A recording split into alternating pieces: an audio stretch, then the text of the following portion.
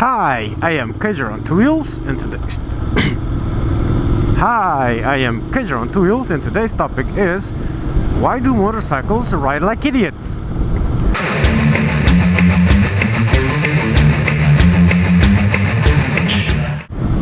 Well, the great BVG, Baron von Grumble, has given me this idea by watching a video of his. I've actually had this idea for quite a while, but I finally decided after watching one of his videos to actually do this, which is for car drivers, especially since I know several of my subscribers don't actually own bikes. That's the whole point of the channel.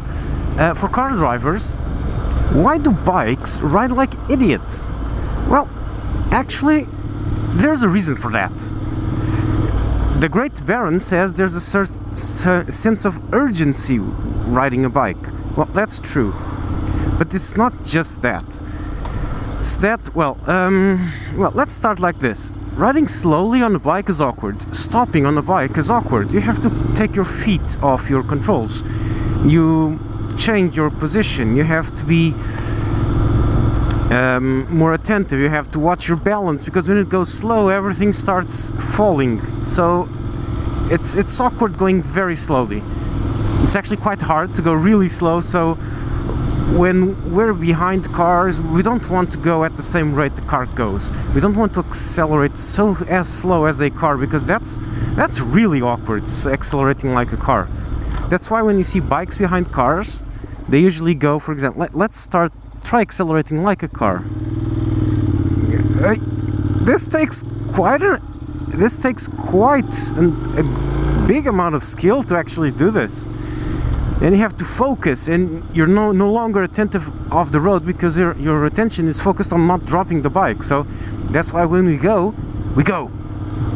As soon as we're at, I don't know, 15 kph, everything's fine again. But under that, it's a mess. That's number one. Number two is that bike, this is not an accelerator on a bike. Even on a weak bike like mine with only 50 horsepower, a entry level or a beginner bike, this is not an accelerator. This is a speed chooser. In that, on a car, you press the accelerator and the car increases speed until you reach the speed you want to go at. On a bike, you choose what speed you want to go, and it goes. For example, I am going at 30. I want to ride at 50 kph. Okay, that's done. It is really that simple. It just shoots forward. If you haven't ever ridden a motorcycle, or maybe even a 125 can do this after a fashion. But if you've never ridden any bike, you don't comprehend the rate at which it can accelerate, especially from a standstill. Even a lowly 125 with 8 horsepower from a standstill will accelerate better than any car out there, except maybe a Formula 1 car. And by accelerate, I mean getting off the line. It's instant. It has so little mass that anything makes it just start moving. So we go from that 1 second you take on a car while you put your clutch onto the slipping position, and then you accelerate as you remove clutch slowly. That takes like a second. The car takes around a full second to start actually going between 0 kph and, I don't know, 2 kph. It takes a while. Bike, instant. You're stopped, and then suddenly you're going at 10 kph instantly. It's just, you just disappear out of the way of everyone. So that's why we accelerate like maniacs. It's because the bike just does that, and we can choose whatever speed we want, and maintaining then that speed through corners and such is very easy. It's really easy to reach illegal speeds on a bike, and then maintaining them, it's really easy. That's the third factor. This is a playground for a bike. On a car, this is a rail track. You have this lane and this lane only. On a bike, I have like 5 lanes, look. Leftmost, car tire left, center lane, car tire right, and rightmost, oh my god, I'm going to hit the curb lane, okay? So this is actually 5 lanes. Imagine how you would drive a car if you had a highway with 5 lanes everywhere. You'd be going like this. La la la la la la la la la. Yeah, so that's why we do this, because this is a playground and it's 1 lane. A 3-lane highway, it's like a sideways landing strip. That's why we zip through cars, because there's so much space, there's so much room for activities on the bike. That's part of the sense of freedom. We can ride anywhere we want. And plus, and thus, if there's an accident in front of us, a car usually has one resource, which is brake. Maybe if it's a highway, maybe it has another way of escaping, which is dodging left or right. Not all the time, because there might be cars around and it's big, but it does have that, sometimes has that facility. A bike always has at least 3 options: left, right and brake. And usually it also has left, right, brake and accelerate. If it's a big bike. Sometimes there's a beginning of a crash or someone going really stupid next to you, just roll throttle, you choose your speed to a higher one, and you just disappear out of the scene of the accident. So avoiding accidents on a bike is easier, but when... Huh? Right, I seem to have misplaced the second part of this video, so I'm going to have to reshoot it right now. So, as I was saying, if I remember correctly the rest of the content, another factor in motorcycles riding like blithering idiots is that we are trying not to inconvenience the cars too much. Not going through that gap. Meaning, if we filter to the front at a stoplight, like how I am about to do right now, or not, because it went green, then we are very bloody likely not going to stall the cars by exiting the stoplight slowly. We're going to shoot out of the way, so the cars who are nice enough to give us a little gap to let us filter will not be inconvenienced. This way we are helping ourselves and helping the cars and helping everyone, spreading the love. And there's also another very weird factor on highways. I've mentioned this several times before, because that's an issue I've got, is that I'm filtering between cars that are stopped on the highway, and then they start moving, but I keep on filtering because they're still moving very slowly, so I filter at a relative speed to them, still slowly. They're going 20 kph, I'm going 40, and then they keep accelerating because traffic starts to clear. Eventually there's a moment in which I should not be filtering anymore. I should be going into one lane and sticking there like a car, because it's not safe anymore.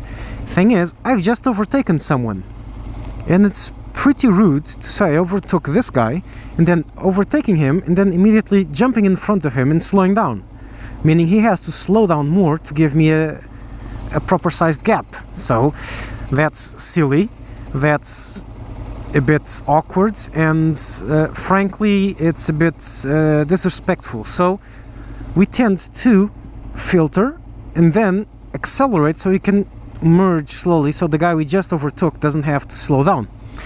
Thing is, there's probably another car in front of him, so we accelerate more, and very suddenly we are weaving through traffic because there's no gap to slowly slide into. So you have no choice to keep on filtering faster and faster and faster until eventually we have to say, okay, no, fuck it, I'll have to merge because this is getting silly. And then we have to merge in front of some helpless guy who, poor dude, is going to be stuck there with a bike in front of him. So that's another. Sometimes you see people zipping by you in traffic, in moving traffic, and it seems a bit silly. Well, that's the reason. We don't want to skip in front of someone and then stop and make them having to stop too. And yeah, I can't go through this anyway. I'll be stuck here. So that's why motorcycles generally have that. There's this sense of urgency because, look, this is really hard to do, being this at this speed.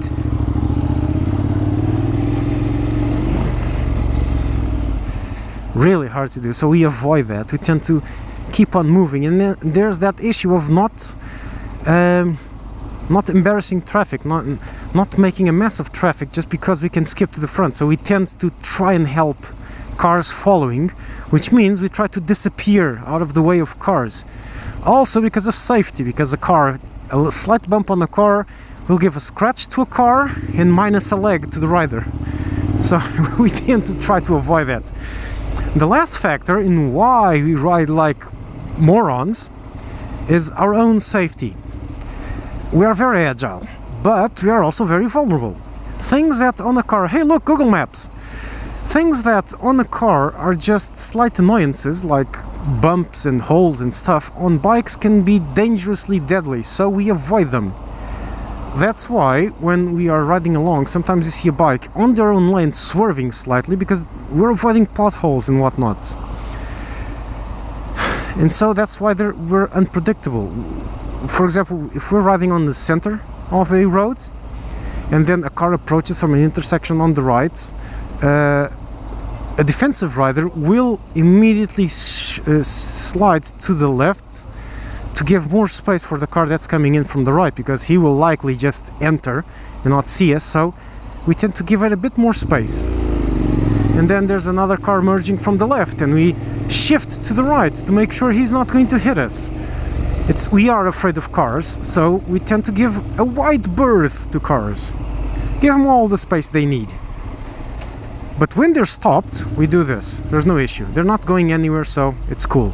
When they're moving, please stay away from me. Okay, green light, green light. See? I filtered to the front and then I went very fast out of the way, like this now. Cab wanted to start, so I just had to shoot out of that stoplight, not to inconvenience him, because that would be very disrespectful. Now I'm going to park and I'm going to eat. And so I think that's it. Gujarat.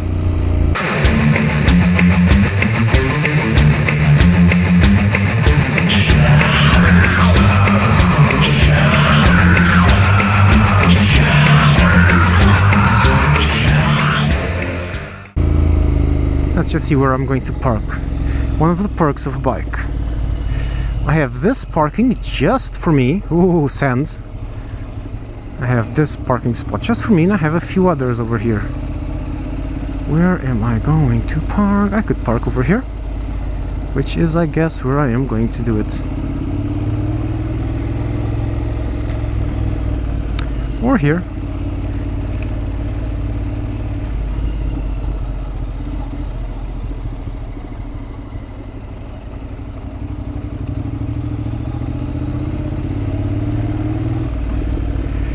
How am I going to climb that? Carefully, that's how.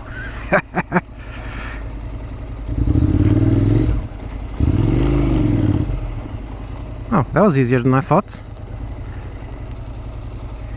When it's time to go down, I think I'm just going to throttle it and just jump out. Oh yeah, now that's it. Gujarat.